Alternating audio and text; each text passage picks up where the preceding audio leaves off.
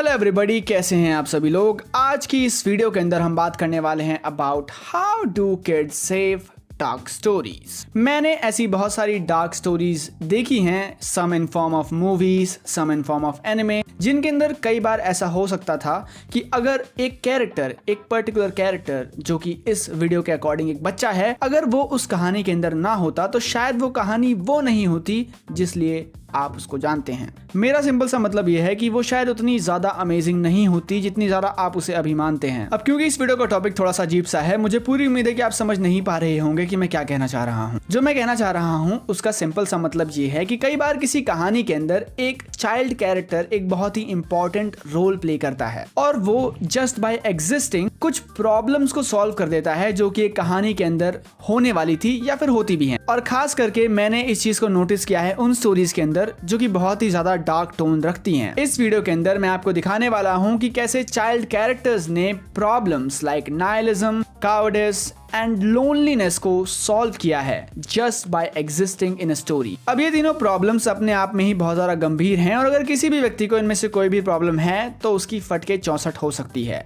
आप में से कई लोगों को इन प्रॉब्लम्स का भार शायद समझ ना आए, तो मैं आपको समझाना चाहूंगा इन तीनों प्रॉब्लम्स के बारे में। The first problem, nihilism. Nihilism is basically a problem in which a person feels कि जो उसका पैदा होना हुआ है और जो उसका मरना होगा इन द फ्यूचर, उसके बीच में वो जितनी भी चीजें करने वाला है वो सभी कोई भी मीनिंग होल्ड नहीं करती हैं। They are just things that just happen, life is meaningless. Now this is something what a nihilistic person thinks. ये सच है कि नहीं मुझे इसके बारे में कोई भी आइडिया नहीं है, because I am not nihilistic. I believe that everything in life has a meaning, but yeah, some people don't and they are called nihilistic and this phenomena is known as nihilism. Second problem is loneliness. अब loneliness अपने आप में एक बहुत ही ज़्यादा गंभीर problem है, लेकिन कई बार क्या होता है कि कई लोग लोनली होने को और अलोन होने को समझ नहीं पाते हैं। उनको लगता है कि दोनों सेम ही चीज़ें हैं, बट एक व्यक्ति जो कि लोनली है और एक व्यक्ति जो कि अलोन है, उन दोनों में बहुत ही ज़्यादा फर्क है। आप अलोन हैं तो उस प्रॉब्लम को आप सॉल्व कर सकते हैं बाहर निकल के, किसी दोस्त से मिल के या फिर कुछ भी ऐसी चीज़ करके जिसमें आपका इंटरेक्शन हो किसी फेलो ह्यूमन बीइंग से। बट अगर आप लोनली हैं then this problem is unsolvable. लेकिन क्या हो अगर ये दोनों प्रॉब्लम्स एक साथ एक व्यक्ति को हो? लोड़े लग गए, तब ये एक बहुत ही ज़्यादा डार्क प्रॉब्लम बन जाती है और इसका सॉल्यूशन करना उस वक्त बहुत ही ज़्यादा इंपॉर्टेंट हो जाता है। और अगर मैं आपसे ये कहूँ कि किसी कहानी के अंदर एक चाइल्ड कैरेक्टर इस प्रॉब्लम को सॉल्व करता है, then I believe that you won't really think कि ऐसा कुछ हो सकता है। Problem number third, cowardice. अब देखिए, कावर्ड होना एक बहुत ही कॉमन सा फिनोमिनन है। आपको अपने आसपास बहुत सारे लोग दिख जाएंगे जिनको आप मानते होंगे कि ये कायर है। वेल ठीक है, आप सभी का अपना अपना मानना है, लेकिन कई बार क्या होता है कि कायर होना अपने आप में कोई बहुत बड़ी प्रॉब्लम नहीं होती है, लेकिन आप कायर किस समय हो रहे हैं ये कई बार बहुत बड़ी प्रॉब्लम हो जाती है। यदि आप एक ऐसी स्थिति में हैं जहां पर अगर आप कायर होते हैं तो उस स्थिति से निकलना आपके लिए बहुत ही ज्यादा मुश्किल हो जाएगा और आप जिस गहरे दलदल में हैं उसमें और ज्यादा गहराई में फंस जाएंगे। तब अगर आप अपने इस कावर्डिस को पीछे छोड़ करके आगे नहीं बढ़ पाते हैं, then that can be a really big problem, क्योंकि किसी ऐसी स्थिति में एक व्यक्ति बहुत ही ज्यादा बुरा महसूस कर सकता है। मैं आशा करता हूं कि मैंने आपको तीनों प्रॉब्लम समझा दी होंगी। नाउ वीडियो के अंदर आगे मैं इन तीनों प्रॉब्लम्स का सॉल्यूशन दिखाऊंगा जो कि एक चाइल्ड कैरेक्टर के होने की वजह से होता है। इन तीनों प्रॉब्लम का एक चाइल्ड कैरेक्टर सॉल्यूशन कैसे देता है, इस चीज को समझाने के लिए मैंने 3 कहानियों का एग्जांपल लिया है। इस वीडियो के अंदर आगे मैं उन तीनों कहानियों का इस्तेमाल करके आपको ये चीज समझाने की कोशिश करूंगा। Number 1, monster. हमारी कहानी का मेन प्रोटैगनिस्ट है डॉक्टर तेनमा, जो कि एक न्यूरो सर्जन है। वो जर्मनी के अंदर एक हॉस्पिटल में काम करता है एंड इस वक्त उसकी लाइफ बहुत ही ज्यादा स्मूथ जा रही है। अपने करियर में वो टॉप पर है। उसके पास एक व्यक्ति है जिसे वो बहुत प्यार करता है। वो बहुत ही ज्यादा सुंदर है। उसकी गर्लफ्रेंड भी बहुत ज्यादा सुंदर है and everything is going on so smooth. एक दिन एक ही टाइम पर डॉक्टर तेनमा के पास 2 केसेस आते हैं।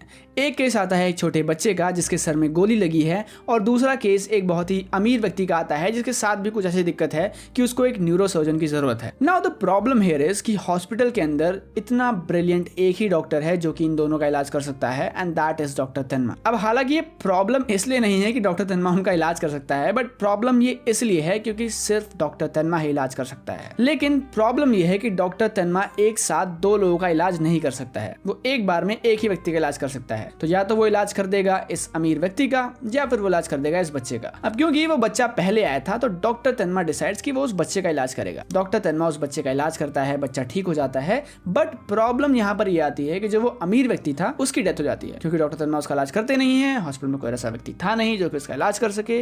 The guy dies. अब यहाँ पर शुरू होती है प्रॉब्लम। एक बहुत ही ऊंचे दर्जे का व्यक्ति इस वक्त मर चुका है, एंड क्यों हुआ है ऐसा? डॉक्टर तेनमा की वजह से। अब हालांकि डॉक्टर तेनमा की इसमें कोई गलती नहीं है, लेकिन डॉक्टर तेनमा को ये स्ट्रिक्टली ऑर्डर्स दिए गए थे कि वो इलाज करेगा उस अमीर व्यक्ति का, बट डॉक्टर तेनमा ऑन हिज ओन डिसाइडेड कि नहीं, जो पहले आया है उसका इलाज पहले होगा, all human lives are equal. अब हालांकि ऐसा वो मानता है, but are all human lives equal in reality? Well, that is completely false. अब डॉक्टर तेनमा ने जो ये गलती की, जो कि कोई भी गलती नहीं है, बट उसका उसे फल भुगतना पड़ता है। उसे अपनी जॉब से निकाल दिया जाता है। उसकी जो गर्लफ्रेंड थी वो उससे बात नहीं करती है क्योंकि अब उसके पास वो पावर नहीं है जो कि उसके पास पहले थी, एंड वो अपनी लाइफ के लोएस्ट फेज में चले जाता है, जो कि उसको लगता है कि लोएस्ट है, लेकिन अभी आगे ऐसी बहुत सारी चीजें होने वाली हैं जो कि उसका ये भ्रम तोड़ देंगी। जिस बच्चे को डॉक्टर तेनमा ने बचाया, that kid eventually turn out to be a bad guy in the future. मतलब आप यूं मान लीजिए कि वो बच्चा एक सीरियल किलर होता है। वो सीरियल किलर क्यों बनता है? द रीजन इज कि उसका जो चाइल्डहुड की अपब्रिंगिंग है वो थोड़ी सी खराब थी, थोड़ी नहीं बहुत ज्यादा खराब थी। इस चीज को मैं ज्यादा डिटेल में नहीं बता पाऊंगा क्योंकि वो स्पॉइलर हो जाएगा, मैं स्पॉइलर देना नहीं चाहता हूँ। But the simple thing is कि वो एक सीरियल किलर बन जाता है। अब जब डॉक्टर तेनमा को एक बात पता चलती है कि जिस बच्चे को बचाने के चक्कर में उनकी नौकरी चली गई, गर्लफ्रेंड चली गई, सब कुछ बर्बाद हो गया, that kid eventually becomes a serial killer in the future, तब डॉक्टर तेनमा एक चीज सोचना शुरू करते हैं, एंड दैट वाज क्या होता अगर वो उस दिन वो काइंड होने का डिसीजन ड्रॉप करके जो उनका जॉब था वो करते, जो उनके सीनियर्स ने, जो उनके बॉस ने उन्हें बोला था चुपचाप, अगर वो बस वही करते तो आज उनकी लाइफ कितनी ज़्यादा बढ़िया होती। अगर वो सिर्फ उतना ही करते तो जिस मॉन्स्टर को उन्होंने जन्म दे दिया दूसरा, वो शायद कभी जन्म ले ही नहीं पाता। अब कुछ ऐसे मर्डर्स जो उस बच्चे ने किए हैं उनका इल्जाम डॉक्टर तेनमा पर भी आ जाता है। अब डॉक्टर तेनमा का ये मिशन है कि उन्हें उस बच्चे को रोकना है और उसे पकड़ना है ताकि वो उसे पुलिस के हवाले कर सके। लेकिन इस पूरे प्रोसेस के दौरान डॉक्टर तेनमा starts becoming a bit of nihilistic until वो मिलता है एक बच्चे से जिसका नाम है डीटर। नाउ डीटर इज अ किड जो कि सेम अपब्रिंगिंग झेल रहा था उस वक्त जिस वक्त डॉक्टर तेनमा उसे मिलते हैं। जब डॉक्टर तेनमा डीटर को उस अपब्रिंगिंग से बाहर निकालते हैं जहां से वो दूसरा बच्चा जो कि अब एक सीरियल किलर बन चुका है वो भी आया था, तब डॉक्टर तेनमा को वहां दिखती है एक होप कि यदि मैंने इस बच्चे को यहां से बाहर निकाल दिया है तो मैं उसको भी निकाल दूंगा। क्योंकि इस टाइम तक सिचुएशन ऐसी बन गई थी कि डॉक्टर तेनमा को लग रहा था कि अब उन्हें भी उस व्यक्ति को मारना पड़ेगा ताकि वो इस प्रॉब्लम को सॉल्व कर सके। Doctor Tenma was becoming the exact same monster which he wanted to hunt down. जिस मॉन्स्टर को डॉक्टर तेनमा खत्म करना चाह रहे थे, डॉक्टर तेनमा धीरे धीरे वही सेम मॉन्स्टर बनते जा रहे थे। बट जब डीटर वहां पर आता है तब डॉक्टर तेनमा देखता है कि डीटर भी उसी सेम अंधकार से आया है जहां से वो दूसरा बच्चा आया था, एंड डीटर प्रिवेंट करता है डॉक्टर तेनमा को from becoming the same exact monster which he was trying to hunt down. समझ आया?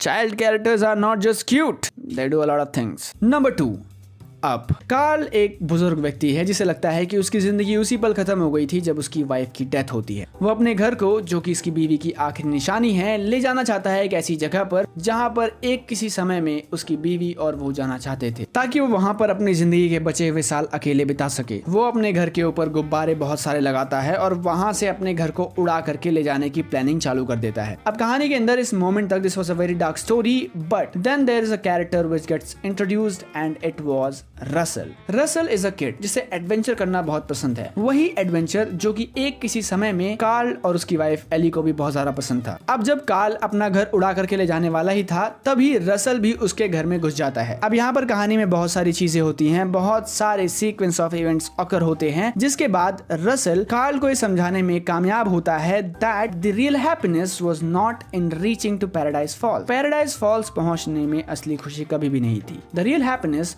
Was in the partner he had and eventually in the adventure. Life में इस चीज से फर्क नहीं पड़ता है कि आपका गोल क्या है, आपका गोल कुछ भी हो सकता है, बट फर्क इवेंचुअली पड़ता है आपके उस जर्नी से, एंड उस जर्नी से भी ज्यादा फर्क पड़ता है कि उस जर्नी में आपके साथ है कौन। यदि आपके साथ कोई अच्छा व्यक्ति है, आपकी जर्नी बहुत बढ़िया होगी, the goal doesn't even matter. You are living your life to the fullest. लेकिन अगर आपका गोल भी बेकार है, उसके बाद जर्नी भी बेकार होगी ऑब्वियसली, और ऑब्वियसली उसके अंदर लोग भी बेकार होंगे, तो इवेंचुअली बात वहीं पर आकर टिक जाती है कि खराब गोल भी क्यों ना हो, लेकिन अगर लोग बढ़िया हैं साथ में आपके, तब आपको बहुत मजा आएगा। और अगर आपका गोल बहुत बढ़िया है लेकिन लोग बहुत खराब हैं, तब आपको कोई मजा नहीं आने वाला है even after achieving that. Number 3, the good dinosaur. Arlo एक डायनासोर है एंड उसकी लाइफ में उसे लगता है कि वो बहुत ही ज्यादा कायर किस्म का व्यक्ति है। क्यों लगता है उसे ऐसा? क्योंकि उसकी जिंदगी में कुछ ऐसे सीक्वेंस ऑफ इवेंट्स होते हैं जब उसे ब्रेवरी दिखाने का मौका मिलता है, पर वो ब्रेवरी नहीं दिखा पाता है, एंड अब इसी वजह से उसको लगता है कि वो एक कायर व्यक्ति है। अब आर्लो के साथ सिर्फ यही प्रॉब्लम नहीं है, उसके साथ ये प्रॉब्लम भी है कि वो इस वक्त एक बहुत ही अकेला व्यक्ति है और वो एक ऐसी जगह में है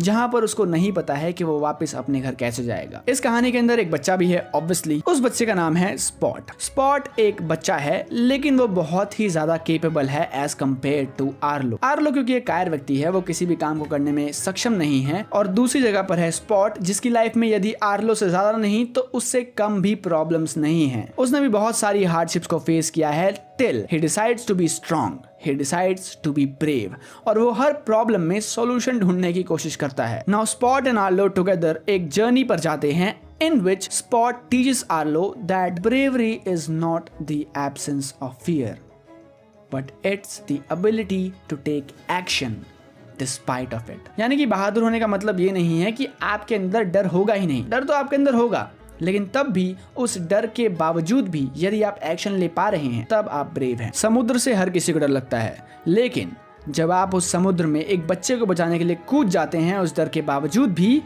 that is what we call bravery. Now thank you very much for watching this video till here. अगर आप जानना चाहते हैं कि भाई साहब ऐसे कौन से 7 शोज हैं जिनका first episode was just too good, तो आप मेरी ये वाली वीडियो देख सकते हैं। इस वीडियो पे क्लिक करो। मैं मिलता हूं आपको इस वीडियो के अंदर, तब तक के लिए बाय बाय।